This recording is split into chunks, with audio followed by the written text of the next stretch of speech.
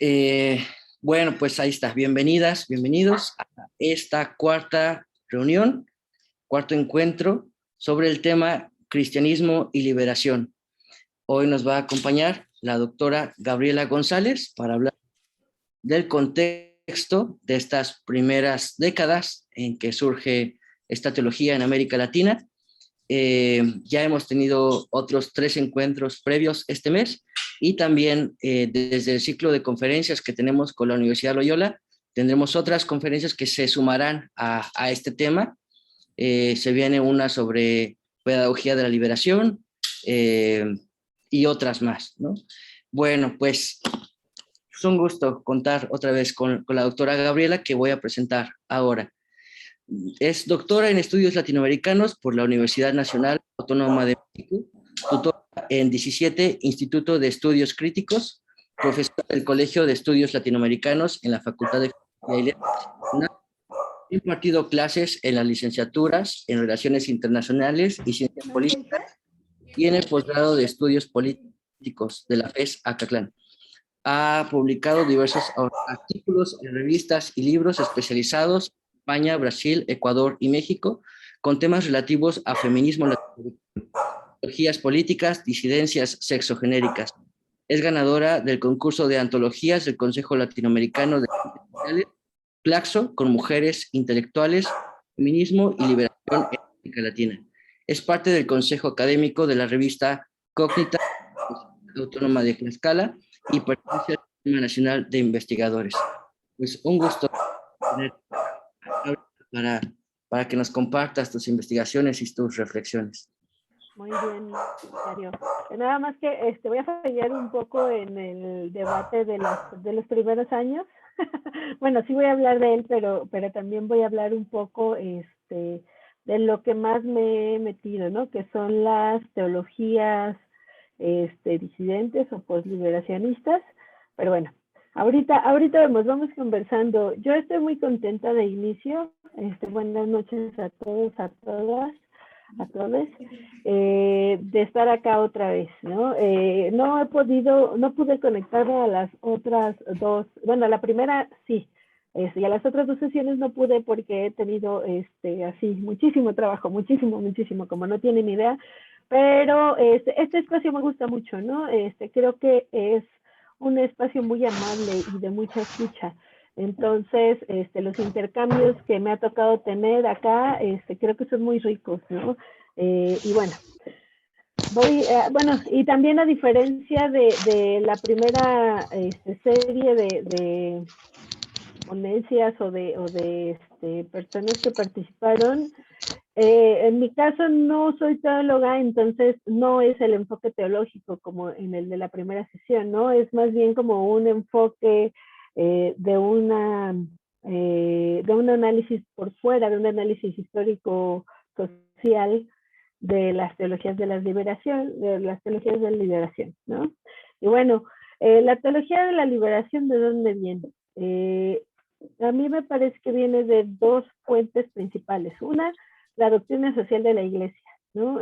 La doctrina social de la Iglesia que nació como parte de un intento de frenar el comunismo y de atender a esos sectores que el comunismo estaba cooptando o estaba jalando, como eran los sectores obreros, eh, todavía los sectores que se encontraban en algún contexto artesanal, pero que se ubicaban en contextos precarizados, ¿no? Y que pasaban por estos procesos de politización.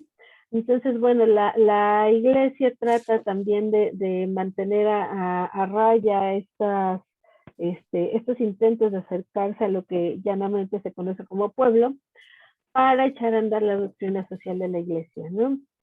En el contexto latinoamericano nos encontramos justamente con un contexto de pobreza, un contexto de conflictos sociales, en donde iban apareciendo grupos disidentes, ¿no? Grupos disidentes que además a los estados nacionales latinoamericanos, pero que además en la influencia comunista o socialista también empezaban a organizarse, no nada más a través de sindicatos, en la parte más radical, digamos, se estaban también formando grupos armados como guerrillas, bajo también la influencia de la Revolución Cubana, ¿no? Entonces, bueno, esta era una forma de afrontar el conflicto social, de afrontar los problemas de precarización. Entonces, bueno, creo que tanto este panorama político global en donde está esta pugna que además también es simplificarlo mucho, pero creo que nos ayuda a entender, ¿no? Entre capitalismo y comunismo, en donde la Iglesia Católica también tiene intereses y en donde también busca encontrar ahí una forma de incidir, bueno, se desarrolla la doctrina social de la Iglesia. Otro de los elementos importantes en esta pugna es la injerencia norteamericana en América Latina y el Caribe. No se trataba de reuniones diplomáticas inocentes, digamos, ¿no? Se trataba de planes político-militares perfectamente bien orquestados para tener injerencia en la región. Entonces, incluso buena parte de la aparición de grupos disidentes como las guerrillas tiene que ver con la injerencia norteamericana y con la defensa de la soberanía de los países latinoamericanos. Creo que el ejemplo más claro es el de Chile, ¿no? En donde a través del voto de manera democrática es elegido Allende como presidente y después viene el golpe de Estado por parte del ejército chileno, amparado con el ejército de Estados Unidos, ¿no? La famosa Escuela de las Américas, con esa etiqueta negra de ser una escuela en donde se formaba a buena parte, bueno, aparte importante de la milicia latinoamericana en persecución y en tortura de la disidencia, tiene también ahí su impronta en este contexto, ¿no? Hay por ahí un micrófono abierto, entonces me distraigo, porfa, si me ayudan a cerrarlo. Y bueno, aquí fíjense, hay también algunas personas, o nos encontramos frente a una iglesia dividida. ¿Qué implica esta iglesia dividida? Bueno, que está, porque dentro de las iglesias también se hace un quehacer político hacia adentro y hacia afuera, ¿no? Entonces está esta iglesia dividida entre las élites y la base, ¿no? ¿Quiénes van a ser los teólogos de la liberación? Las personas que han estado más cercanas al trabajo de base, es decir, más cercanas a los contextos de precarización de la población en América Latina. Son quienes han estado también en estos procesos de golpes de Estado, de dictadura, de persecución política, incluso cuando no ha habido un golpe de Estado como tal, como en el caso de México, había persecución política, ¿no? La disidencia política no era una opción sencilla y fácil de adoptar. Entonces, bueno, en todo este contexto político álgido, dividido, se utiliza la doctrina social de la Iglesia en estos contextos para empezar a hablar de esta opción por los pobres o la opción preferencial por los pobres, ¿no? La opción por los pobres fue la forma en la que las personas que trabajaban, las personas pertenecientes a la iglesia, cercanas a la iglesia, que hacían teología, decidían tomar un bando, ¿no? Que era justamente esta opción por los pobres. En estas tensiones institucionales, ya después habrá como un giro en donde dirán, bueno, es una opción preferencial por los pobres, ¿no? Desde la élite dirán, es una opción preferencial. Si quieren, pueden preferirlos a ellos como los sujetos teológicos o no, ¿no? Entonces, esta palabrita preferencial será parte de las disputas hacia adentro de la institución católica. Y bueno, ¿qué nos da la teología de la liberación latinoamericana? Es un cisma importante en el pensamiento teológico, a pesar de que la teología tradicional los acusa de contextualistas, de comunistas, ¿no? Porque también no se puede negar que muchos de los teólogos de la liberación conocen la teología, la teoría marxista, perdón, ¿no? Creo que uno de los ejemplos más claros es Franz Hinckelamert, ¿no? Franz Hinckelamert es un teórico marxista con una obra muy amplia, pero también es un teólogo de la liberación, ¿no?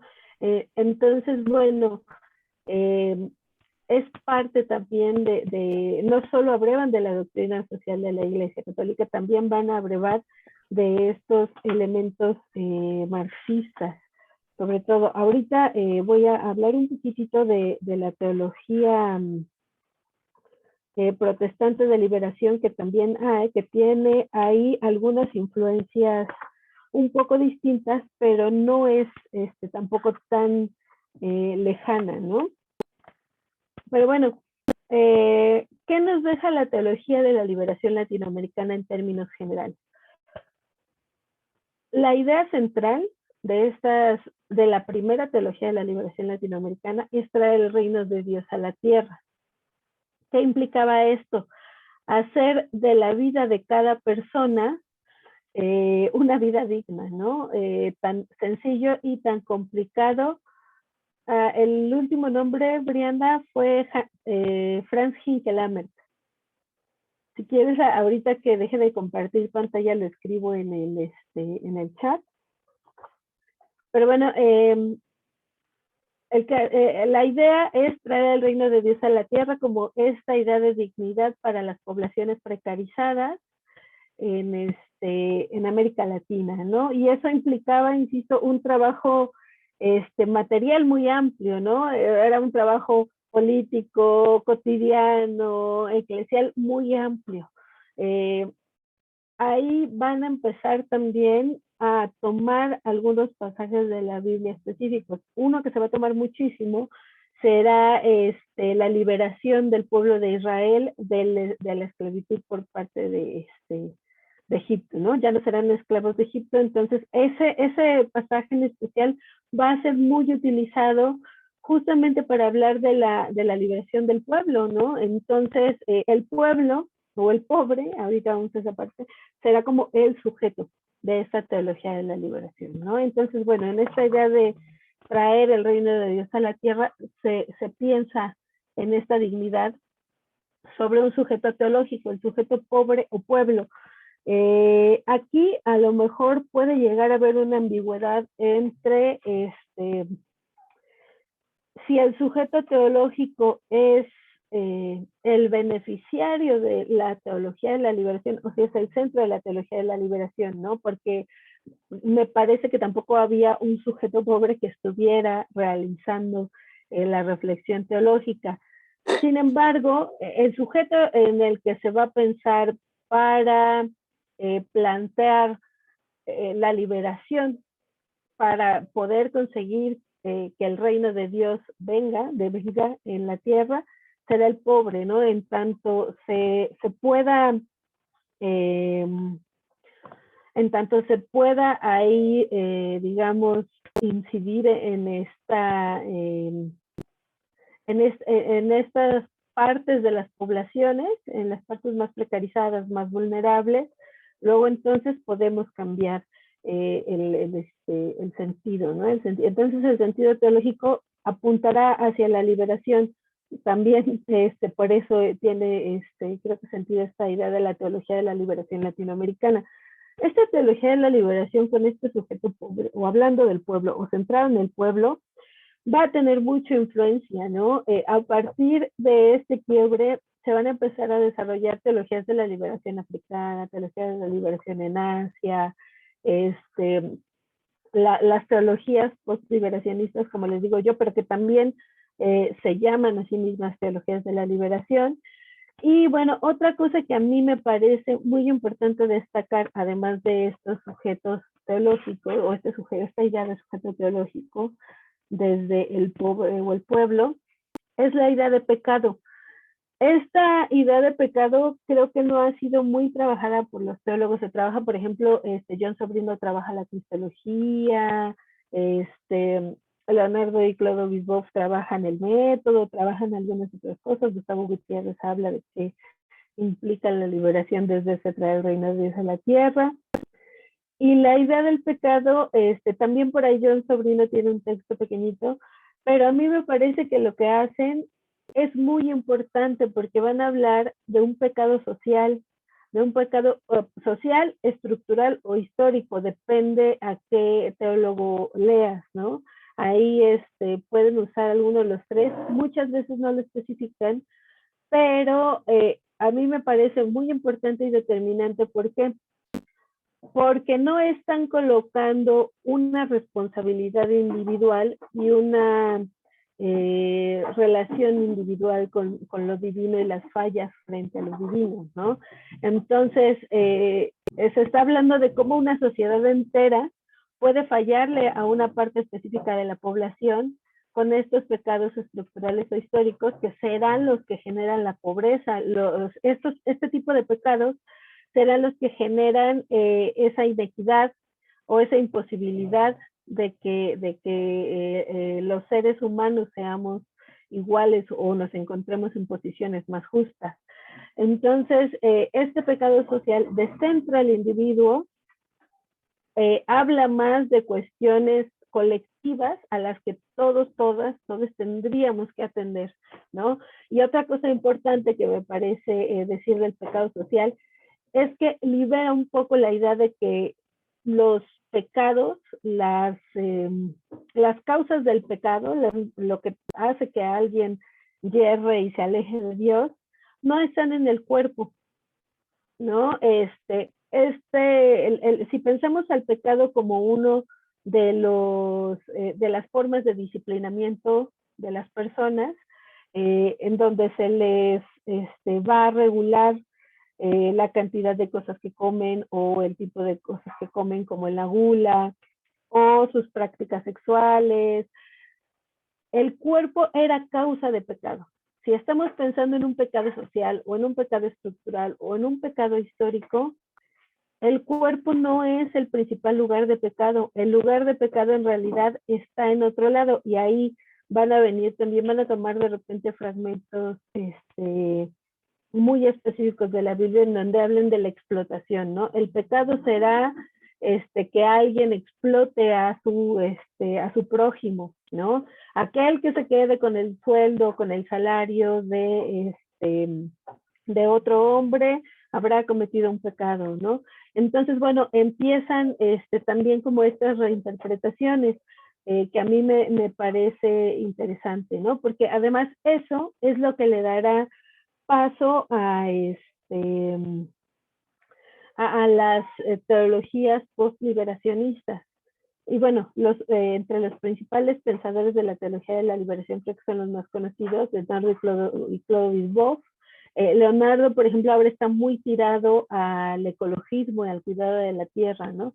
Gustavo Gutiérrez, John Sobrino, ya mencioné a Franz Hinkelhammer, pero está Hugo Asman, Enrique Dussel es filósofo de la liberación, pero siempre ha hecho guiños a la teología de la liberación. Tiene un trabajo de historia de la Iglesia en América Latina que me parece que es muy interesante. Y bueno, acá no lo puse, pero la teología de la liberación también tiene su método, ¿no? Que es ver, juzgar y actuar. Para la teología de la liberación no será suficiente con reflexionar acerca de Dios. Hay que actuar. Otra vez regresamos a traer el reino de Dios a la tierra. No lo vamos a poder traer si no actuamos, ¿no? Entonces, algunos teólogos lo dirán, es que esta teología es una teología de praxis. Al usar el término praxis, otra vez va a venir la acusación de comunismo y de marxismo y estas cosas, que utilizaban además para decir que no era teología, sino era una cuestión política. Y esto lo hemos conversado en las ocasiones anteriores. Creo que no hay una teología no política, ¿no? En tanto la teología da pautas de comportamiento, da pautas de sentido a la vida, entonces toda teología, aunque aparente neutralidad, va a tener ahí una impronta de ordenamiento de la población, ¿no? Y en ese sentido, yo creo que todas las teologías son políticas. En cuanto a la teología protestante nace también por ahí de la misma época de la teología de la liberación católica. Además, casi todos los teólogos más conocidos pertenecieron o pertenecen todavía a la Iglesia Católica. Algunos ya en estas tensiones que generaron que te expulsan, no te expulsan, mejor la dejas, como el caso de Leonardo Boff, ¿no?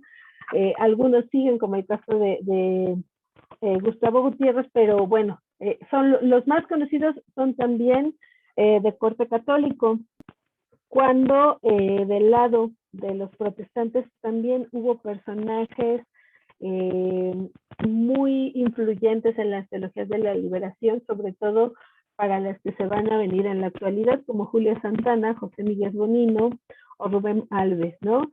Ellos también tendrán por ahí algunas otras fuentes, digamos, además de lo que ya mencionamos, como la teología de Richard Scholl, o espérenme, ¿dónde está? Es que aquí ya lo tenía apuntado.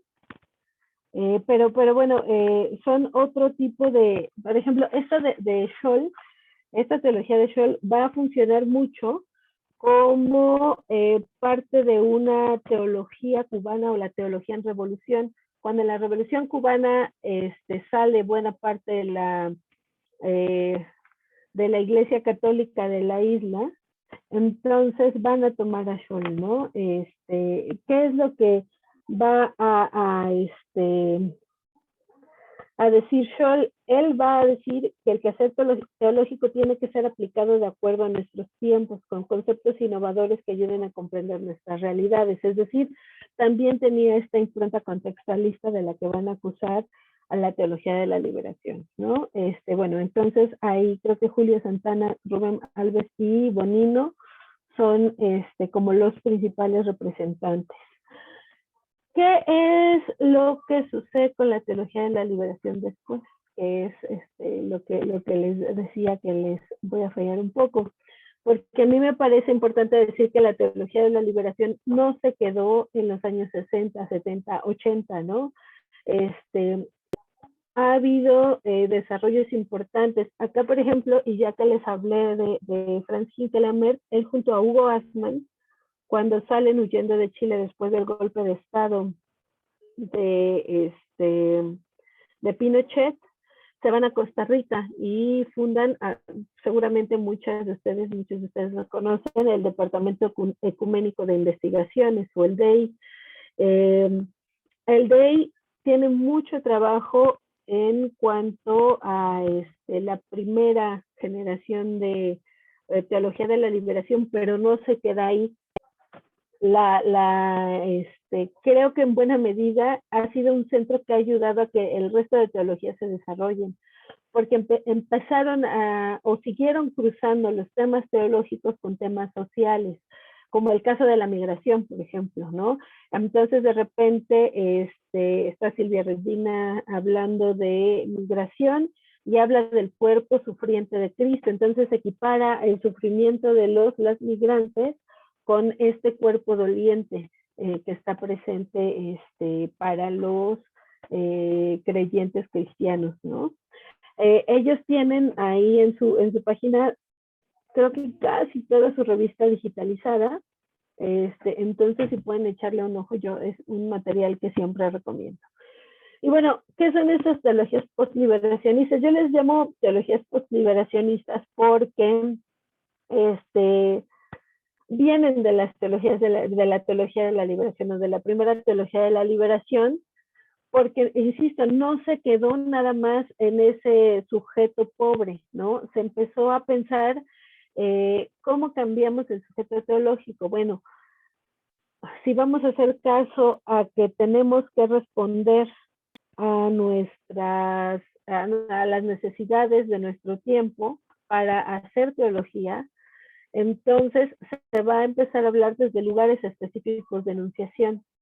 Ya no se va a hablar solo desde el punto de vista de una pobreza general o de un pobre abstracto que no tiene cara, sino es así, sí, es un pobre como muy sin rostro, digamos, ¿no? Entonces van a tomar o van a radicalizar esta idea del lugar específico de enunciación. Entonces el sujeto teológico será, en el caso, por ejemplo, de las teologías feministas de liberación, la mujer pobre, ¿no? La mujer pobre que además tiene problemas específicos distintos al del pobre genérico o el pobre masculino, ¿no? Eh, Ahí empezará a haber incluso algún cruce entre teología y el desarrollo de los derechos sexuales y reproductivos de las mujeres. No hay una postura única en ese problema, pero estarán ahí en tensión, ¿no? Entre el ejercicio de la fe y el ejercicio de los derechos sexuales y reproductivos. Está también como telón el uso masivo de métodos anticonceptivos, ¿no?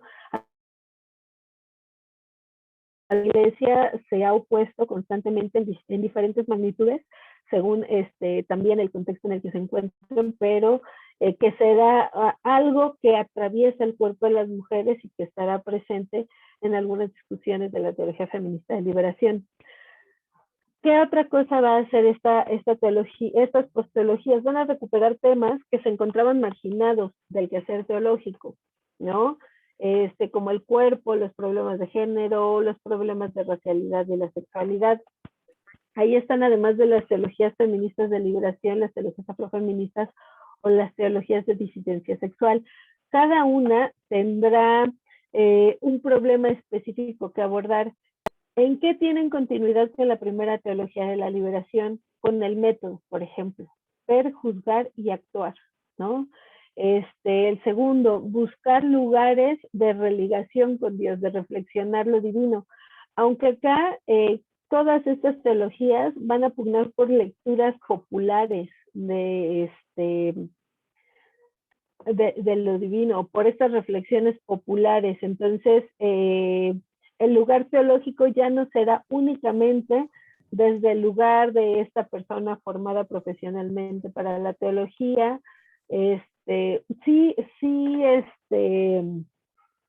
¿Cómo lo bajo? Sí serán muchas de estas personas que se asuman como teólogas feministas, afrofeministas o de la disidencia sexual, profesionales de la teología, pero pugnarán desde ese lugar porque cualquier persona, sobre todo las personas que se encuentran en los sitios marginales, tanto sociales como dentro de las iglesias, quienes puedan pensar a Dios, ¿no? Quienes puedan pensar a lo divino. Ahí, por ejemplo, van a empezar a trabajar las teólogas afrofeministas la idea de la sexualidad como una idea de religación con Dios, ¿no? Algo que era impensable para la teología tradicional, para la teología de la liberación incluso, que todavía tenía una vena muy patriarcal, muy androcentrada. Acá se pensará como cómo hacemos para que el cuerpo sea ese lugar de vínculo. Bueno, a lo mejor uno de esos lugares es el ejercicio de la sexualidad en donde estamos buscando una conexión con otro para buscar una conexión divina, ¿no? Y ojo, con esto no están diciendo que tener sexo sea igual a tener una relación con Dios, sino más bien están pensando en un sentido de santificar o de buscar una relación con Dios a través de su relación con los demás. La cuestión, por ejemplo, del género, ¿no? Las teólogas feministas de liberación van a empezar a hacer relecturas de personajes de la Biblia que habían sido también marginales o que no se les había puesto en el centro, porque incluso la mayor parte de libros del Antiguo Testamento van a tener nombres de hombres, ¿no? De varones. O el Nuevo Testamento tendrá también ahí solo firmas de de hombres. Además, ellas van a estar denunciando, van a hacer un trabajo histórico también, ¿no? Porque van a estar denunciando constantemente a través de fuentes fragmentarias, y eso es a lo mejor lo conflictivo, que también hubo mujeres que escribieron o fueron parte importante del Evangelio, tanto como escritoras, ¿no? Como el rescate de algunas figuras específicas como María Magdalena, Juno para el caso también de Pablo, ¿no? Ahí ellas dirán que había personas que dirigían estas primeras congregaciones del cristianismo primitivo, que eran mujeres, pero que a lo largo del tiempo se han ido borrando, se les cambió el nombre incluso.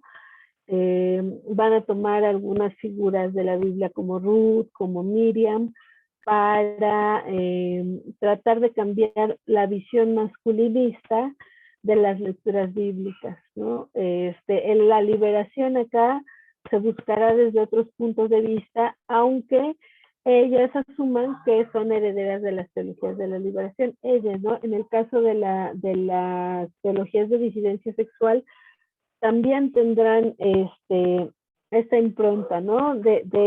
Además, colocarse como sujetos que tienen derecho a ejercer su fe dentro de sus iglesias, aunque durante una buena parte de la historia han estado marginadas o marginadas de estas iglesias. ¿Qué otra cosa? Bueno, estas teologías tienen la singularidad también de ser negadas, ¿no? O de ser acusadas, no, ya no se les acusa de herejías como tal, pero sí se mantienen al margen de las escuelas teológicas, ¿no? Son escuelas con estas características como el DEI, que no pertenecen meramente a una iglesia en donde se discutirán todos estos temas. Acá, por supuesto, hay un cambio, como les había dicho, en la idea de pecado, ¿no? Acá el ejercicio del cuerpo, incluso los placeres del cuerpo serían como una cuestión a abordar y a reflexionar en torno a la divinidad. Una cosa importante es que la mayor parte de estas teologías aún se asumen como cristianas, ¿no? Todas estas diferentes denominaciones, sobre todo habrá una buena parte de estas teologías del lado protestante, estarán hablando constantemente de la importancia de la fe, ¿no? Ahí también se hablará mucho del regreso, y esto también lo tienen en común la teología de la liberación con las teologías post-liberacionistas del cristianismo primitivo, ¿no? También en esta construcción o en esta idea de que el cristianismo primitivo construía comunidades más igualitarias en donde participaban personas de diferente origen, de diferente pueblo, y que los hombres y las mujeres no tenían una diferencia sustancial entre unas y otros, ¿no? Entonces, este regreso al cristianismo primitivo también estará presente en todas las teologías de la liberación. Compartirán esto del desplazamiento del cuerpo como lugar de pecado para transformarlos en una idea de formas de religar lo divino con lo humano, ¿no? El quehacer en comunidad, más allá de la comunidad de fe, también será importante, ¿no? Estas teólogas van a participar con grupos de feministas, con grupos de derechos o por derechos de mujeres, contra la violencia de género. En el caso de las teologías afrofeministas, por ejemplo, se hablará no solo desde las personas que han pasado por procesos de racialización, ¿no? Se hablará específicamente del lugar de las mujeres con todos los prejuicios que se han construido sobre las mujeres negras, y a partir de esa posición, cómo se piensa la relación con Cristo, ¿no? las de la disidencia sexual a lo mejor pueden ser las que sean más escandalosas, porque acá van a hablar de cristos maricas o de un dios sin género, un dios queer, ¿no? ¿Y qué implica un dios queer? Pues un dios que no es hombre ni mujer. Entonces, este tipo de incursiones de teorías sociales o de movimientos sociales para que ser teológico va a ser muy incomprendida por parte de algunos sectores. Entonces, sobre todo los sectores más tradicionales, ¿no? Descartarán totalmente estas apuestas. No sé, ¿qué más? Sí, es que yo creo que aquí dejo de compartir y a lo mejor lo que podemos hacer es empezar a intercambiar. Si ustedes tienen alguna duda específica de alguna de estas teologías específicas, podríamos irlas charlando, ¿no?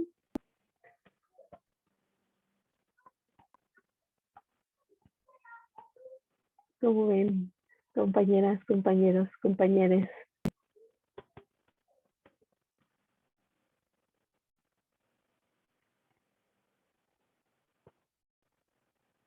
Pues bueno, tenemos oportunidad.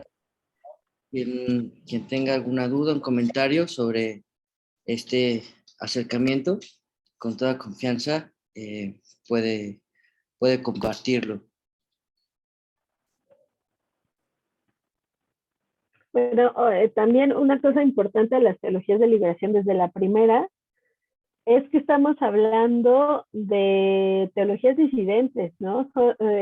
Ninguna ha sido completamente aceptada por las instituciones. Entonces, siempre se encuentran así muy en el margencito, ¿no? Las tensiones que hay con la institución usualmente son de rechazo, ¿no? Entonces, todas, tanto la primera como estas, han estado ahí al margen, ¿no? A mí me parece que esta perseverancia y este continuar desde esos lugares no pensados de hacer teología, poco a poco, muy lento, pero también es lo que ha conseguido que se abran espacios dentro de las iglesias, ¿no?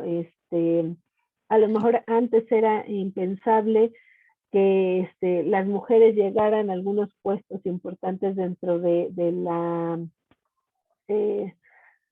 la parte más alta de la iglesia, y ahorita estamos viendo que algunas ahí van, ¿no? Accediendo, además, casi todas con formación teológica.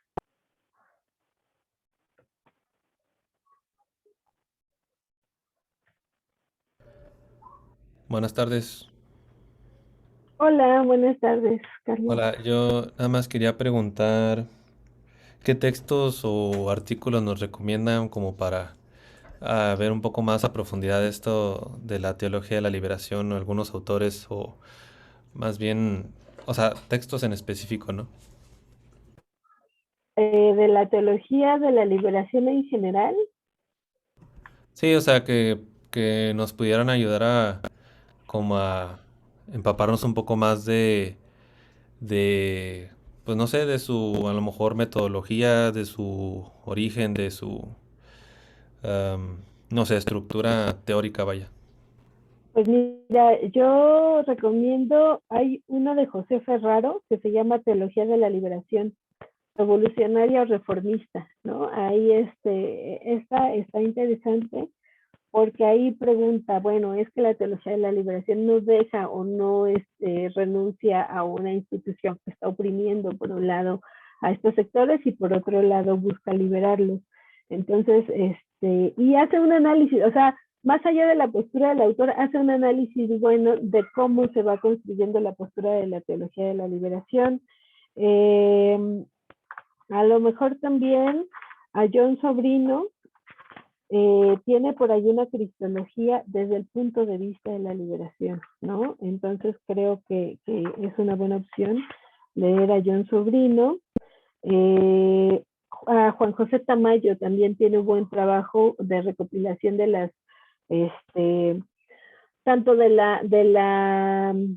método de la teología de la liberación, que también es como de los temas que se enuncian, pero no se abordan con profundidad. Juan José Tamayo es de los pocos que creo que tiene un par de, si quieres te digo acá, Recepción en Europa de la Teología de la Liberación, así se llama, este es un artículo de Juan José Tamayo, de John Sobrino, Pecado Personal, Perdón y Liberación, ¿no? Creo que es también de los pocos textos que aborda el pecado de forma más profunda, porque si no nada más te dicen, sí, el pecado social, el pecado histórico, y nadie baja exactamente a qué se refieren, y John Sobrino sí lo hace. A lo mejor si te interesa leer de las teologías de liberación feminista, Elina Buola hace un buen análisis de esto. Va recogiendo ahí muchos de los debates de la teología feminista de liberación. Y hay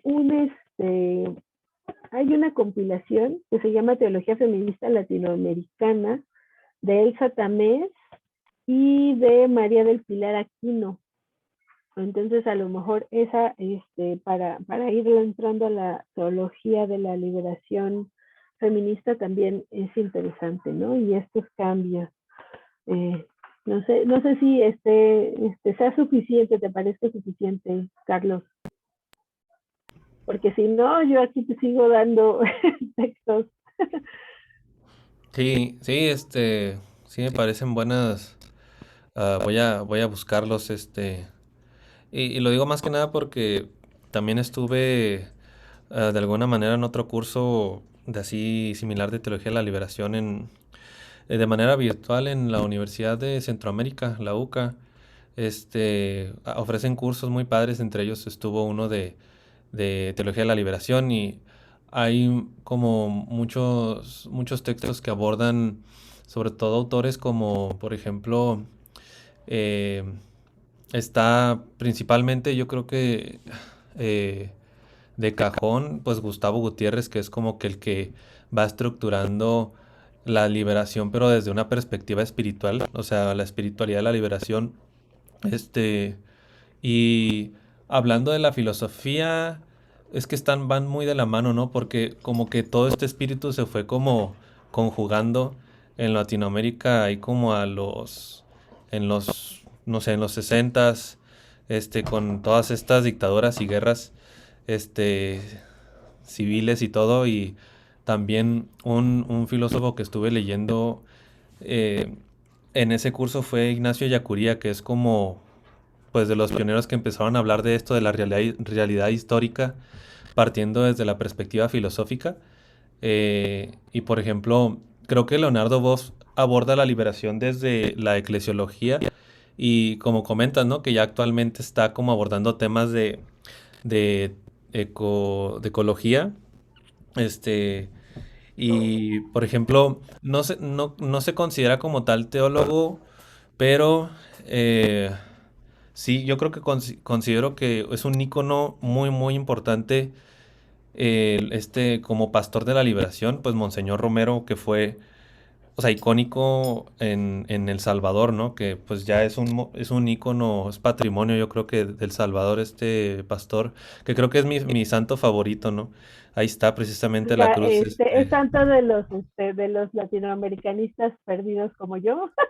Aquí yo lo tengo porque Sí, el que me intercede siempre. sí, entonces sus homilías creo que son como clave muy, muy importante como para ir como discerniendo en qué consiste, como, digámoslo así, voy a poner un término como historizar la fe. Yo creo que sus homilías son como clave para, para poder entender más la liberación como a nivel pastoral. Este, y sí, se me hace muy, muy interesante todo esto de la teología de la liberación, y cómo se me hace interesante sobre todo cómo con el tiempo eh, como que va perdiendo el título, pero no va perdiendo presencia, porque pues como tú comentas, ¿no? Que como que encarna otra vez en tiempos actuales, pero desde otros nombres, por ejemplo, feminismo, por ejemplo, la discriminación racial, y puntos muy concretos de la realidad actual, ¿no? O sea, a lo mejor ya no es tan latente el término, pero sí está presente su espíritu, pienso yo que todavía sigue ese espíritu, ¿no? Sí, fíjate, Carlos, ahorita me acordé mientras te escuchaba hablar y ya que mencionaste a Leonardo Boff, hay un texto de los dos Boff, de Clodovis y de Leonardo, que también es como muy, a mí me parece de los básicos, que se llama Cómo hacer teología de la liberación. Ese está por Ediciones Paulinas. Y ahí también van hablando como de los métodos. Y eso que mencionas, o sea, a mí lo que me parece más interesante, o una de las cosas que me parece más interesantes de las teologías de la liberación, además de estos desplazamientos de enfoque que me parece que eran necesarios en una teología que además ya estaba muy anquilosada y parecía que nadie podía cuestionar, ¿no? Es que no se quedó nada más en los 60, 70, ¿no? Que sigue reflexionándose, que sigue pensando y que mantiene, o sea, que todas estas comunidades marginadas o socialmente o políticamente sigan aferrándose a la teología de la liberación implica que deja algo, ¿no? Que deja, abre la puerta o abre una oportunidad para que los sujetos que no eran los evidentes, que son las autoridades eclesiales, empezaran a desarrollar posturas teológicas, ¿no? Desde este quehacer, ¿no? Desde este quehacer, desde esta cercanía con las comunidades eclesiales de base, que son una de las construcciones que intentaron ahí llevar adelante, que además también tiene que ver con cosas que a lo mejor ahorita ya normalizamos, pero que también tuvieron tensiones en cierta época, como que la misa ya no se diga en latín, ¿no? Entonces esto tiene que ver con los usos de la doctrina social de la iglesia, entonces, y estas tensiones que hay entre quienes pueden pensar o decir o enseñar cómo se construye la idea de lo divino, ¿no? Y la relación de lo divino. Entonces, a mí no me parece menor que todavía todas estas comunidades, o sea, uno pensaría desde la posición, desde la posición más tradicional, las personas de la disidencia sexual, por ejemplo, no tienen interés en Dios, y cuando nos acercamos a este tipo, al tipo de trabajos que hacen desde las teologías de liberación, de disidencia sexogenérica, pues te das cuenta que no, que son personas que siguen buscando formas de ejercer su fe sin ser perseguidos o perseguidas, ¿no? Entonces, ahí hay un eco, esa parte que a lo mejor la institución, por ser tan pesada, por moverse tan lentamente, no ha sabido percibir y abrazar, está como esta otra parte más marginal popular, digamos, que sí está pensando en estos lugares, ¿no? Muy bien, Carlos, muchas gracias. Edgar. Sí, hola, buenas noches. Pues yo creo que, bueno, retomando un poquito lo que decía Carlos, yo creo que uno de los libros, más básicos es la de Gustavo Gutiérrez, de Teología de la Liberación, donde se hace como la sistematización o la primera, ¿no? No por nada es el padre de la Teología de la Liberación como tal. Yo ahorita que hablabas, Gabriela, me acordaba mucho de mis clases de teología cuando estudié teología hace algunos años y mis debates que tenía con algunos compañeros, ¿no? Porque yo siempre he sido como defensor en esta línea o he pensado un poquito más desde la teología de la liberación o he tratado por lo menos de acercarme a los teólogos de la liberación, a los filósofos de la liberación y mi discurso, mi narrativa pues va en ese sentido, ¿no? Desafortunadamente la iglesia institución o las instituciones como tal pues no es que lo vean también con tan buenos ojos, ¿no? Desafortunadamente. Y sí, ahorita que decía eso, pues decía yo, pues híjole, yo lo viví o lo estoy viviendo en carne propia, precisamente esta, ¿cómo decirlo? Como este repliegue o esta de que, híjole, es teología de liberación, hay que dejarlo ahí, ¿no? Eso fue cuando yo estudié en el seminario. Yo estudié en un seminario diocesano, teología. Después estudié teología en la Pontificia, en la Universidad Pontificia de México, e igual, o sea, era así como que, chin, mi narrativa no cabe por aquí, ¿no? Y mi pensamiento, pues tampoco mucho. Y prueba de ello es que ni siquiera me han ordenado después de acabar de estudiar, ¿no? Y prueba de ello, pues que ando por aquí afuera haciendo locuras y media. Pero bueno, o sea, en ese sentido, yo me acordaba mucho de un debate que tuve con un compañero hace unos años, hace un tiempo, no mucho tiempo, y él me decía que él no estaba tan de acuerdo con la teología de liberación y en ese sentido con estas líneas de pensamiento, porque decía, uno de los primeros presupuestos, y eso nos lo dicen en el método teológico y todo ese tipo de cosas, para hacer teología es tener fe. Él decía, si no tienes fe no puedes hacer teología, y puedes tener un pensamiento bonito, pero teología no puedes hacer. Así, rígido, cuadrado y toda la cosa. Y yo decía, ok, pero al final de cuentas, yo entiendo la fe como la encuentro con Jesús.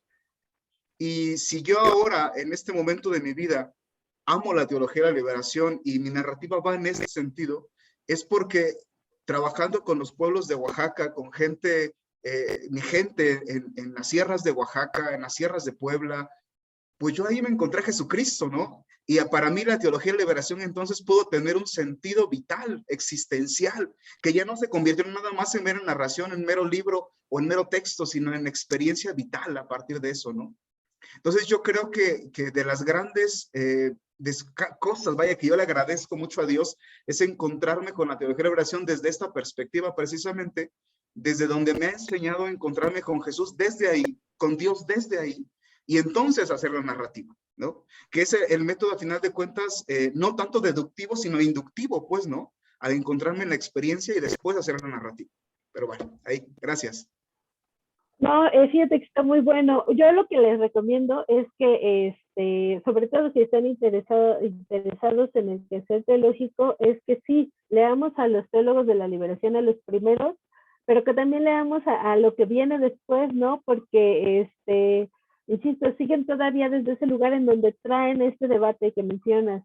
Si puedes hacer teología por tener fe, entonces, ¿por qué una lesbiana o alguien no binario no puede hacerla, ¿no? Porque ellos justamente lo que pelean es, bueno, ¿por qué me dicen que yo no soy un sujeto de fe? ¿Por qué me dicen que yo, bueno, ya, me dijeron que yo no pertenezco a las iglesias porque soy pecador, pecadora, pecador, ¿no? Pero justamente ahí está, como, bueno, yo tengo fe, ¿por qué no puedo ser un sujeto de ejercicio de fe? ¿Por qué no puedo reflexionar alrededor de Dios? Y yo creo, ¿no? La mayoría también, ¿no? Se reconocen como cristianos.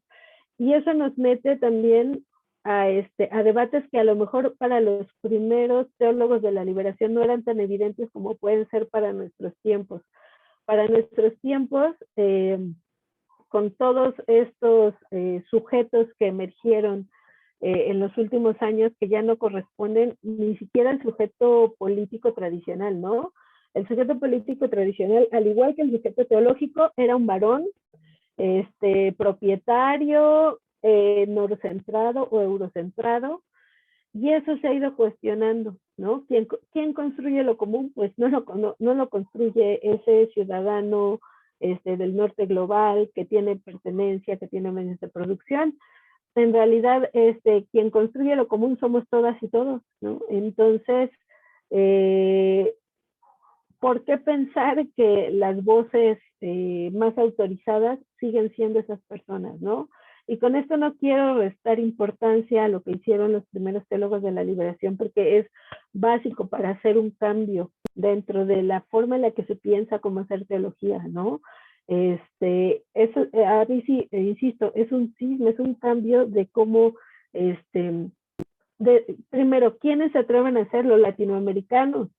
Los latinoamericanos no contaban como teólogos, o sea, los españoles tal vez, los italianos por supuesto, los alemanes, bueno, los señores teólogos, ¿no?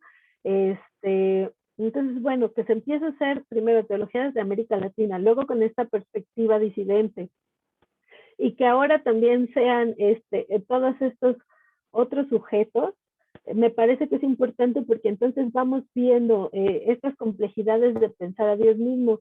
en el curso que tuvimos de teología queer, justo era como lo que decía Lina que está acá, ¿no? ¿Por qué pensar a un Dios siempre alrededor de lo humano, ¿no? O sea, ¿por qué humanizar? ¿Por qué antropomorfizar a Dios, ¿no? Cuando no tiene que ser esto o esto. Y lo que le digo es que, bueno, decir un Jesús marica es pensar en un Jesús cercano a esas personas que están sufriendo por el rechazo que ha habido desde las comunidades de fe, ¿no? Es una apuesta política para ser parte de una comunidad, porque también parte de eso tendría que ser ese Dios inconmensurable que los seres humanos no alcanzamos a comprender, ¿no? Entonces, yo creo que es importante lo que han hecho desde la primera generación de la teología de la liberación, pero también es importante eso otro que todavía es menos visible, ¿no? Que es de repente como ya se paró la teología de la liberación, es más, ya está, ya esto se consideraría como, bueno, ya esas posturas marxistas ya se superaron, pues no, tal vez se sofisticaron y están, le abrieron la puerta a otros sujetos, hay que echarles ojo, ¿no? Entonces yo creo que incluso el mismo Boff, ¿no? Leonardo Boff es ahora ecologista porque se ha metido en esos sujetos que están defendiendo la tierra, ¿no? Los sujetos que están ahí poniendo el cuerpo ante los embates del extractivismo de recursos naturales. Bob ha sido muy cercano a las teólogas feministas de liberación, ¿no? Es creo que de los pocos teólogos de la primera generación que las ha leído y que ha conversado con ellas. Entonces, creo que sí, hay que leerlos, pero también hay que echarle ojo a nuestros pares. Una de las cosas que creo que también permitiría continuar con esta apertura de la teología de la liberación que nos permitió la teología de la liberación es no quedarnos únicamente con las autoridades que se van haciendo en cada campo, ¿no? Sino leer a las personas que están en nuestro mismo tiempo, nuestros contemporáneos o nuestras contemporáneas, con las mismas inquietudes o con inquietudes parecidas a las que tenemos nosotros y nosotras. Ahí abrimos el espacio de horizontalidad en vez de seguir alimentando jerarquías. Entonces, bueno, esa es mi recomendación respecto a estas otras teologías, ¿no? Muchas gracias, Edgar.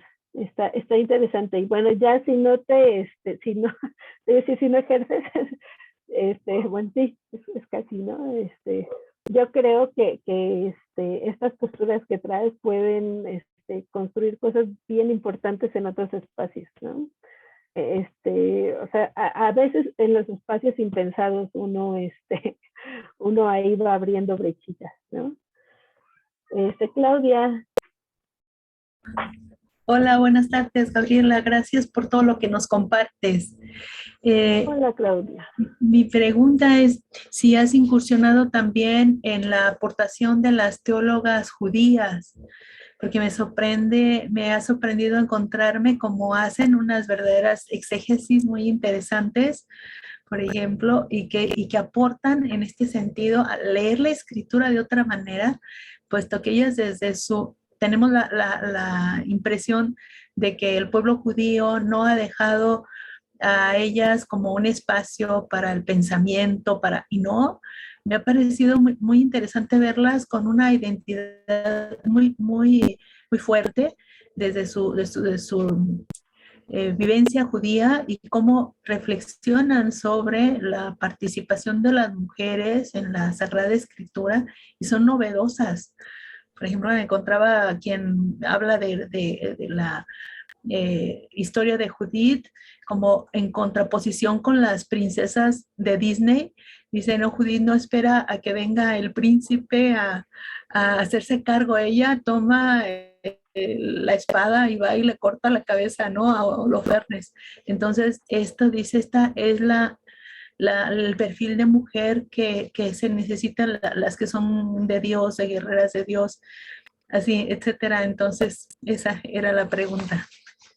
Gracias. Fíjate que el caso de las judías, Claudia, es bien interesante. No soy experta en las judías, he leído poquitas, Ahorita puedo recordar a Erika Barica, y son muy eruditas. A mí me impresionan porque son muy eruditas, ¿no? Conocen muy bien la escritura, el Antiguo Testamento, pero además todas las reflexiones judías en torno a Dios, ¿no? Entonces ellas sí se enfrentan el primer problema es que muchas de las fuentes judías, la Torah, por ejemplo, se supone que no la tienen que leer mujeres, solo pueden ser leídas por varones. Entonces tienen como esa, o tenían tradicionalmente esa partición, ¿no? Ellos no pueden leer la Torah porque es una fuente femenina. Si es una fuente que se construye como masculina, tenían como más posibilidad. Pero al igual que en el resto de las iglesias, hay muchas que están ahí tratando de cambiar esto, ¿no? ¿Y qué implica esto? Están retomando lecturas también como esta idea de que Dios no tiene género, entonces se debe permitir que las mujeres tengan más participación en la lectura de textos sagrados, la división también tradicional, ¿no? De las sinagogas, están cuestionando muchas cosas. Hay algunas, también depende, ¿no? De la línea, digamos, o de la congregación judía de la que estemos hablando, porque hay algunas con más apertura y otras, al igual que en el cristianismo, mucho más tradicionales, ¿no? Que no permiten estas aperturas, pero ya también podemos ver ahí algunas rabinas, ¿no? En algunos espacios, que creo que es importante. Entonces, no tengo tantas referencias ni tanto trabajo dentro de las compañeras judías como me gustaría, pero también creo que están dando pasos muy importantes frente a estructuras que son también súper duras, ¿no? Jerarquías muy duras, una distinción de género en términos binarios muy cerrada, y creo que pueden ofrecernos mucho por esto que les comento, ¿no? Son muy eruditas. A lo mejor podría incluso atreverme a decir que ellas están realizando un trabajo teológico más profundo que varios de sus compañeros pares, que en realidad leen las fuentes, pero sobre las lecturas tradicionales, ¿no? Leen la Torah sobre las lecturas tradicionales y ellas están ahí buscando otros espacios. Entonces, pues, eso, ¿no? Fallo ahí en cuanto a al conocer mucho de las judías, pero creo que son casos que sí tenemos, si les interesa, creo que vale la pena empezar a buscar fuentes, ¿no? Que, insisto, las teologías de la liberación, eso nos cambia la idea, el chip de quiénes son los sujetos que hacen teología, ¿no? Y ya nos dan las posibilidades de ver a estas, es que no puedo decir multitudes porque todavía son poquitas, ¿no? Pero a estas personas que están ahí entrándole. Déjenme leer acá que dice Brianda. Dice: a mí me gustó mucho todo lo que escuché en el primer Congreso Continental de Teología Feminista, solo que no he conseguido la publicación que realizaron con las ponencias. Uy, en Ibero, no sé quién es pero a lo mejor si escribes a la Cátedra de Teología Feminista te las pueden mandar, Brianda, porque creo que son como amables y flexibles ahí las compañeras de Ibero. Y además hay mucho trabajo, o sea, desde Silvia Marcos, que es una antropóloga de la religión que se dedica o también está muy cercana a las comunidades zapatistas, tiene trabajo de compilación de las teólogas feministas. Está que les mencionaba de Aquino, está Elina Bola, que hace también ahí un trabajo importante. ¿Quién más? Está Nancy Cardoso Pereira. Bueno, Silvia Marcos incluso tiene ahí un trabajo que hizo, déjenme, ahorita les digo específicamente con quién lo hizo, Silvia Marcos. Y ese está en línea, más o menos disponible, que también es un compilado en donde hay varios trabajos de teólogas feministas, hay una teóloga chicana, entonces está interesante. No encuentro la referencia, pero si quieren se los mando con Mario para que los socialice, ¿no? Pero hay mucho trabajo que ya está hecho, ¿no? Desde los 80s para acá, no se ha dejado de producir teología feminista, ¿no? A lo mejor ahorita es más visible gracias a los movimientos sociales que están ahí muy en el foco, pero no han dejado de hacer teología, ¿no? El clericalismo, dice Carlos, que está abordando Francisco, es un ejemplo claro de liberación eclesiológica. Sí, yo creo que Francisco hace un trabajo importante a pesar de todas las tensiones que está generando, ¿no? Que generan algunas de sus posturas.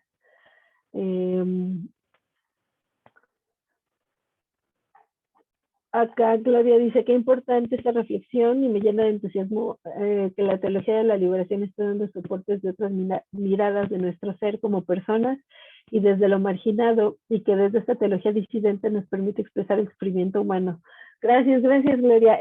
Justo una de las cosas que creo que también se está cuestionando, las primeras teologías justo o las teologías de la liberación asumían su quehacer desde el sufrimiento, ¿no? Desde el punto de vista del sufrimiento del precarizado, la precarizada. Y una de las cosas interesantes que tienen las teólogas afrofeministas es que ellas están hablando del gozo de Dios. O sea, el gozo del cuerpo tendría que ver con la liberación y con este gozo de lo divino, ¿no? Entonces creo que también está interesante y es importante preguntarnos por qué pensamos lo teológico marginal siempre desde el lado del dolor, ¿no? ¿Por qué esas otras posiciones no pueden ser gozosas, no pueden tener una relación con Dios gozosa? Y creo que es lo que están tratando de responder, sobre todo ahí Maricel Mena, es de las que creo que anda por ese mood. Coté, hola. Sí. Hola, buenas. Sí, mi computador está un poco cansado de tanta charla y trabajo, así que por eso estuvo un poco apagado en la pantalla. Pensando un poco en lo que dijo recién la persona, veo, bueno, hablo de teologías de la liberación o el camino comúnmente emprendido, centrado en el sufrimiento, pero en las personas que están sufriendo, pero como un todo. ¿Qué implica eso? Implica reconocer el dolor, pero implica también reconocer la esperanza. Hay también un riesgo hay unas frases que andan corriendo en internet y todo así como estamos muy acostumbrados a soltar. El riesgo de soltar es que te olvidas entre el temor al sufrimiento, en que no estamos preparados siempre para escuchar. Creo yo que hay que mirar el sufrimiento global, no escapar al sufrimiento, pero no mirarlo solamente como de lo doloroso, porque inclusive en el dolor puede haber esperanza y crecimiento y todo lo positivo, pero sí me centro en el dolor en el sentido que estoy expresando. He visto en algunos espacios que se trabaja la esperanza o la alegría, lo positivo, pero se deja de lado el dolor. Quizás los extremos haya que buscar un equilibrio que represente, pero sí la persona del sufriente para mí está presente siempre y se ha ido ampliando con el largo de los años a través de la teología de la liberación. Estaba pensando por otro rato, vengo de un diplomado en teología latinoamericana y hoy día hablamos de teologías feministas y teologías de la liberación feministas.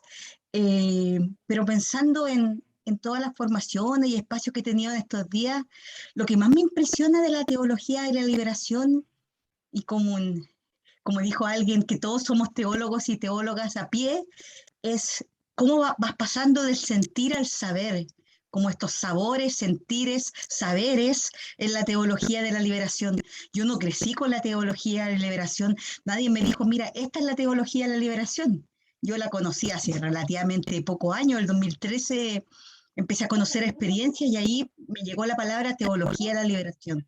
Pero las comunidades en sí, las comunidades de base, personas de a pie, adultos, gente que vivió dictadura en Chile, pueblo originario, he podido ir descubriendo la teología de la liberación. He aprendido mucho este último tiempo, en EPEC y en otras cosas, pero creo que lo principal es como ese sentir, saber, inclusive el sabor que te da la teología de la liberación a la vida, junto con aprender que siempre es importante tener conocimiento para compartirlo.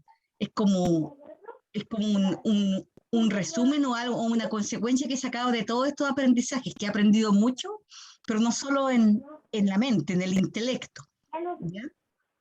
Y lo otro pensaba que estábamos viendo en mi otra formación, que en principio, si me puede ayudar en eso, Gabriela, que en principio la teología de la liberación, cuando inició por su contexto, no sé si la palabra fue le costó o chocó con el tema de la teología feminista. En las primeras partes de la teología de la liberación, también hablamos en el otro espacio que era como un pobre, así como la figura del pobre o del empobrecido, como en masculino o en general, sin que todavía sea por el contexto histórico, sociológico o por el machismo, no sé cómo llamarlo, todas las anteriores, se hablara de la mujer.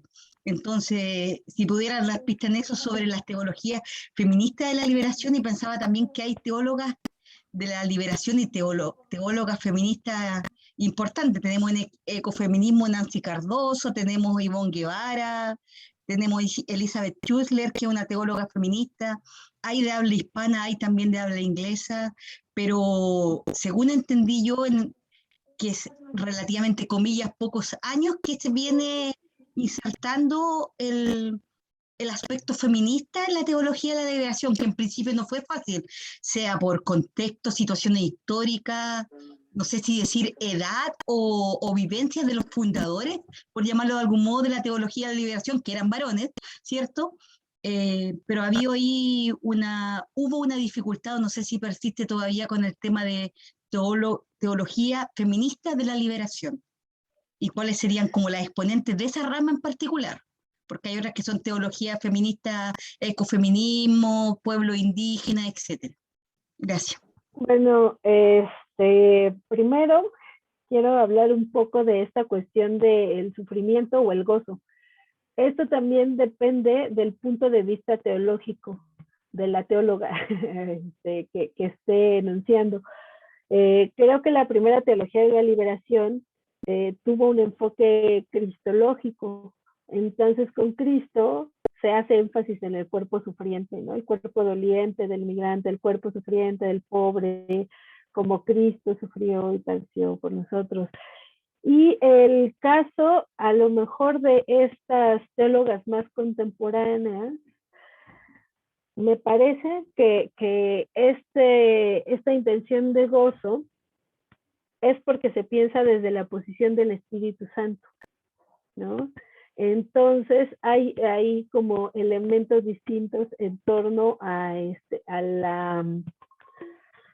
tanto en el tema que se aborda, como en la forma en la que se va a buscar esta religación con Dios, ¿no? Entonces, claro, si se está haciendo desde el punto de vista del marginado, tiene sentido que hablemos de Cristo, ¿no? Como esta persona que sufrió para la liberación de otros. Y si estamos pensando desde cómo le hacemos para que todo eso que quedó marginado o que era construido como lo pecador pueda incrustarse en la idea de lo divino, bueno, pues a lo mejor el gozo del Espíritu Santo, ¿no? Entonces creo que eso, ahí hay dos posiciones teológicas distintas, ¿no? Que a lo mejor es importante hacer notar. Respecto a la teología, justamente en un trabajo de Pilar Aquino, se menciona, ¿no? Que al principio las teólogas feministas y las feministas se tenían como cierto resquemor de acercarse unas a las otras, ¿no? Porque unas veían a las teólogas como las representantes de esa institución opresora, y las teólogas pues veían también a las feministas con el resquemor de las que no tienen fe, de las que no creen, etcétera, ¿no? Pero al final trabajaban en los mismos espacios, ¿no? Y también creo que Ivonne Guevara es la que va a tener por ahí en alguno de sus textos una narración muy parecida. Se encontraban en las favelas, ¿no? Entonces, pues claro, estás trabajando con mujeres marginadas, tienen que empezar a intercambiar. Y ahí es cuando van a también las teólogas, no toda teóloga es teóloga feminista, pero entonces las teólogas van a empezar a utilizar teoría feminista para entender esta necesidad de ligarse desde el punto de vista femenino. Por eso también será la ruptura ahí con la parte o la vena patriarcal de los primeros teólogos de liberación.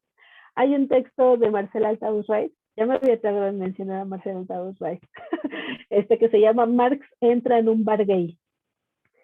Entonces, en este texto, Marx entra en un bar gay, habla de un encuentro entre teólogos feministas del que ella participa, y ella es el bicho raro, ¿no? O sea, suena como, ya sé que el título puede sonar un poco a broma o sugerente, depende del punto de vista, pero de lo que habla es de un encuentro de teólogos de liberación, ¿no? Ahí les voy a dejar. Y una mujer entre teólogos de liberación. Entonces es interesante la perspectiva de cómo la tratan, de qué temas tratan de hablar con ella, este paternalismo que hay dentro de la teología de la liberación, ¿no? Que yo insisto, no invalida su trabajo porque su trabajo abrió puertas, pero que también nos ayuda a ver cuáles son estos puntos que quedan obnubilados para ellos, que estas teólogas sí están abordando, ¿no?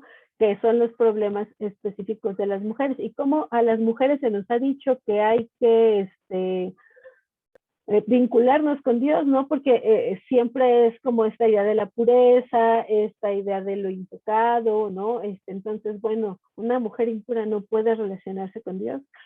No sé, ¿no? Porque en teoría cualquiera, ya lo dijo hace rato, no me acuerdo si fue Edgar o Carlos, ¿no? La teología o esta relación se hace a partir de la fe, no a partir de la pureza o la impureza.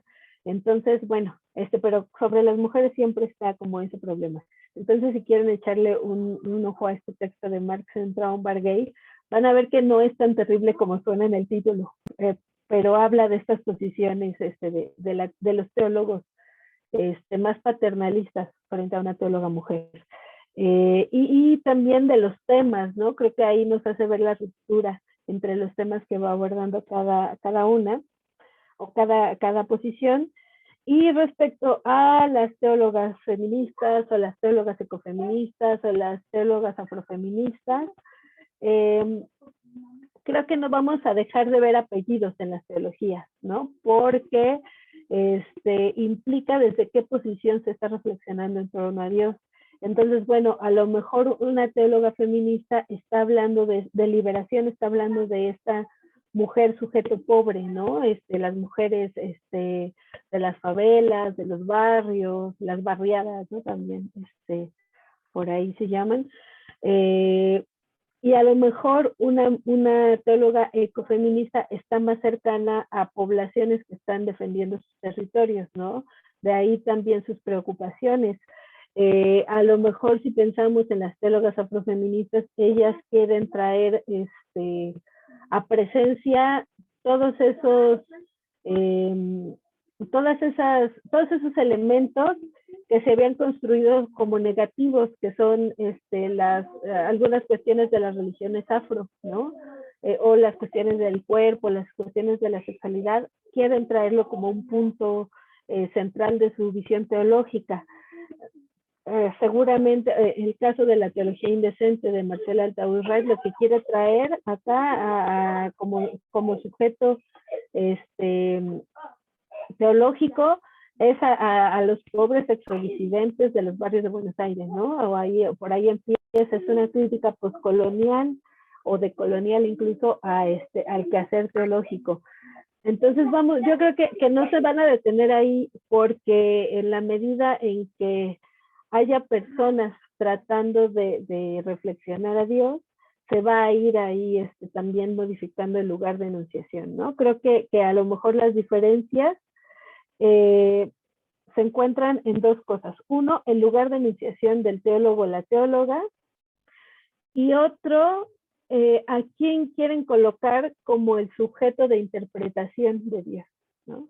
Entonces, de ahí podemos partir para hacer la diferencia en cada rama, ¿no? Incluso de toda la teología de liberación, ¿no?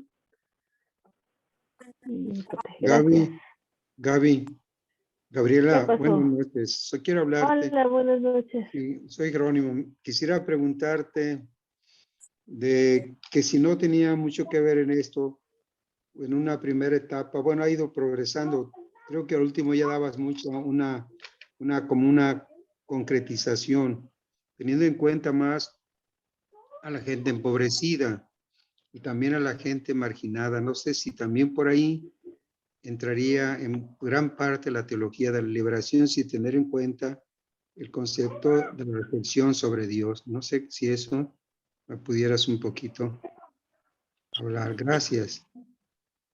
Gracias, Jerónimo. Es que estas cuestiones de, le digo, no soy teóloga, luego me meto en camisa de 11 varas por andar diciendo cosas sin ser teóloga.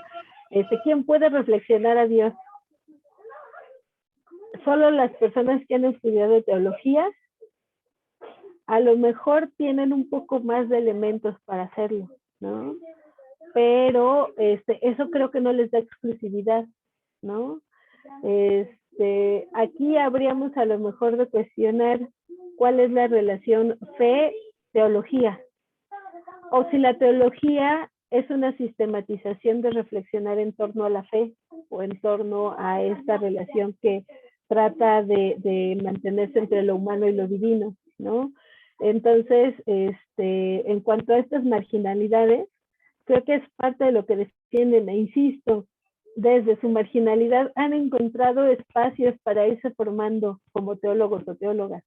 Eso me parece importante, porque no es que sea como esta imagen de cualquier persona que nada más se persigna cuando está enfrente de algo complicado, ¿no? Están en serio comprometidas o comprometidos con esta reflexión y con el quehacer o con el ejercicio de fe dentro de una comunidad específica. Como creo que también Cotten mencionó, ¿no? A las teólogas indígenas feministas, ¿no? Hay teólogas indígenas feministas, o hay estas personas no binarias que buscan ejercer su fe, pero no nada más buscan reflexionar y ejercerla para sí mismos o para sí mismas.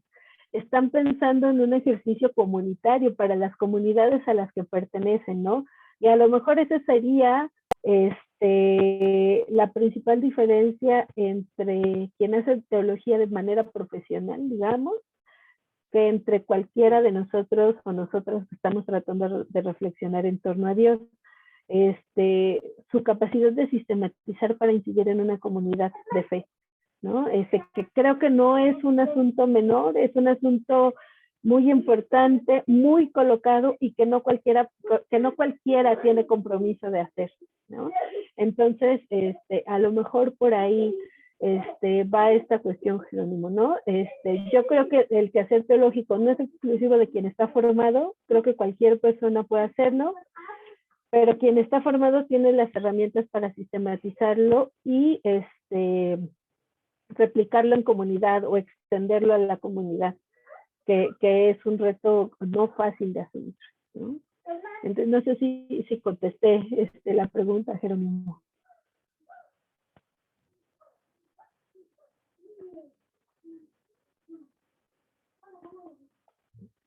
Bueno, espero que sí. o a ver qué nos dices ahorita, Jerónimo. Vamos a darle la palabra a Mario mientras, que tiene ahí la manita. Sí, pues muchas gracias, Gaby. Mira, aquí tengo. Hablabas de teología anquilosada y no sé, como que quería hacer la relación. La teología de la liberación intenta liberar de algo, ¿no? Creo que de algo exterior, pero también de algo interior, ¿no? Y con las reflexiones que ahorita estaban diciendo, veía como un punto, ¿no? El ver como proponer que va a ser una teología que va a partir del ver, también está como anunciando que hay otra teología anterior que no veía, ¿no? Entonces, mi duda era eso, ¿no? Como saber tu opinión sobre una institución, o sea, ¿cómo puede haber algo, o sea, tan poco democrático como la Iglesia Católica, ¿no? Y creo que no solamente en eso, sino también en que sigan los espacios para discursos distintos, ¿no? O sea, yo también pasé por la pontificia y me asombra todavía que hubiera tanto miedo de los maestros para hablar de estos temas, ¿no?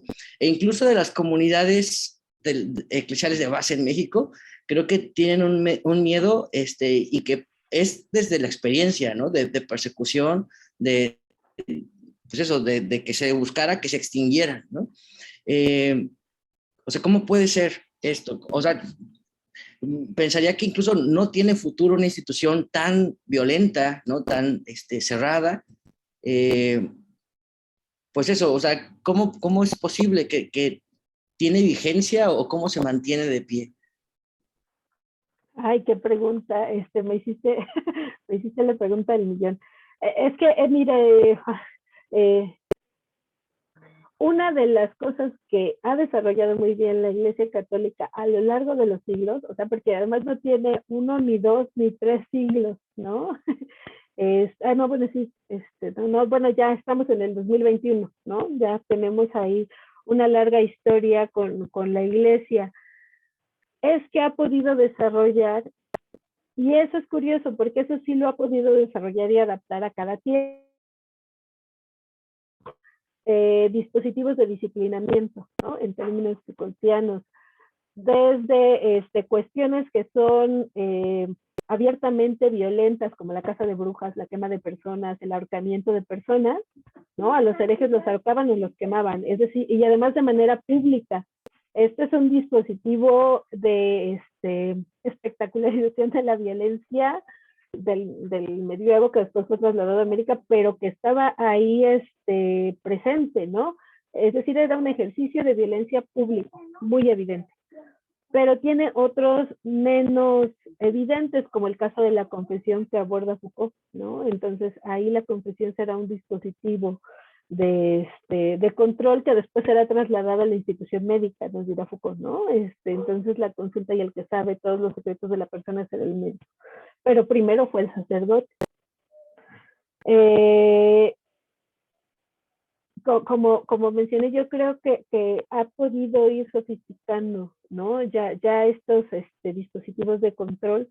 Y ojo, es de la Iglesia Católica, pero que también el Estado en distintas dimensiones ha desarrollado, ¿no? Pero a lo mejor la Iglesia que tiene esta historicidad tan más o menos conocida puede ser un buen ejemplo, ¿no?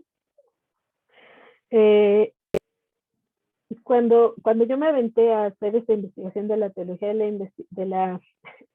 esta investigación de la teología de la liberación, fui a leer a críticos de la teología de la liberación. Entonces encontré a muchos españoles críticos de la teología de la liberación. ¿Qué es lo que le criticaban? Que fuera contextualista, o sea, que atendiera las necesidades de una de las comunidades más grandes, creo que ahorita ya es la más grande de fe, que es la comunidad latinoamericana, ¿no? Entonces, bueno, si no se piensa desde esa comunidad más grande de fe, ¿desde dónde se piensa? ¿No? Que creo que tiene que ver con su pregunta. ¿Por qué no ha podido haber una apertura mayor? Primero porque desarrollaron muy bien sus dispositivos de control, de disciplinamiento dentro de la feligresía, y porque protegieron muy bien a una élite, ¿no? A una élite eclesial. Entonces ahí se trasladaba toda la autoridad. Pero pensando en el cotidiano de las iglesias, ¿quiénes mantienen las iglesias?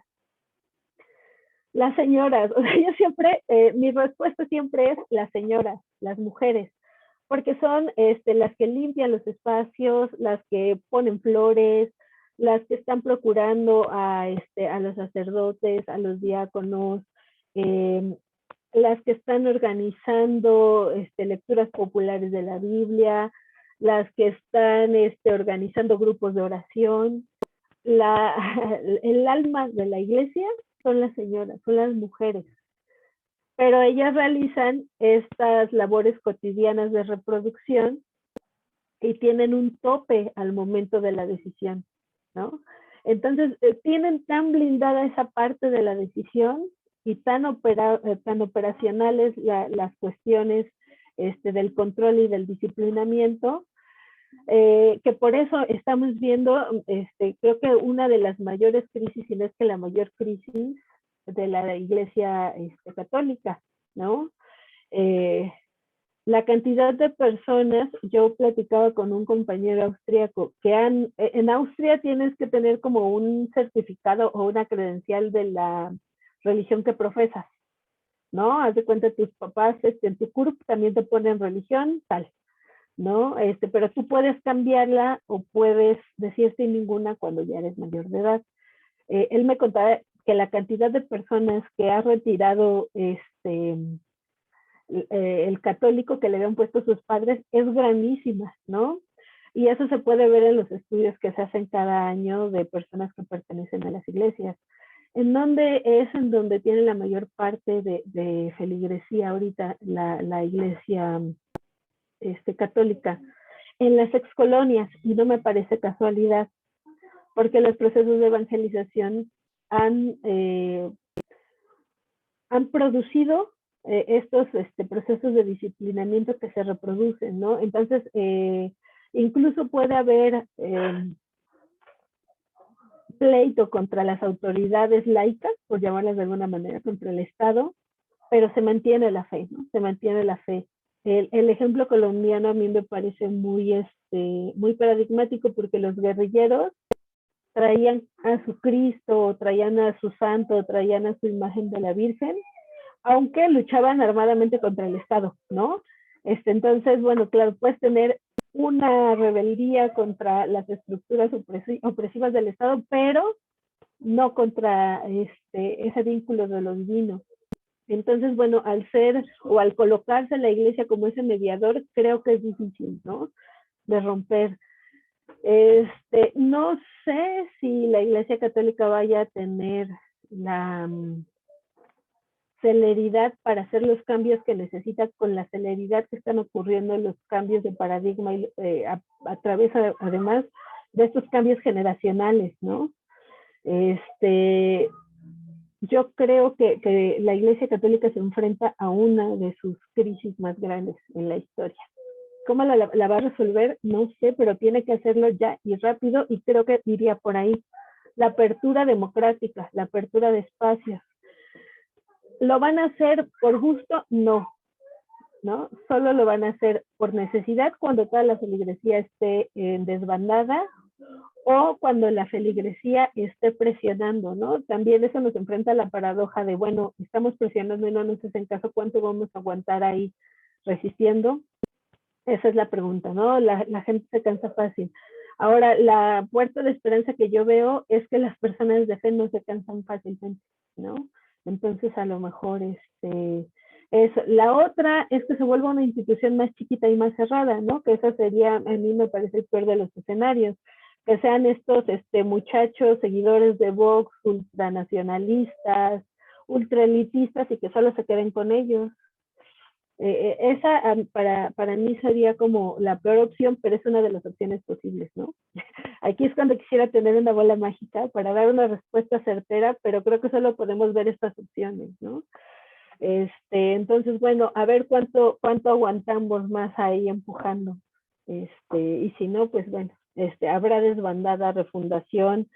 Lo que se mantendrá, eso sí creo que es la fe, ¿no? Estas personas que escriben o que hacen teología desde el margen nos lo demuestran.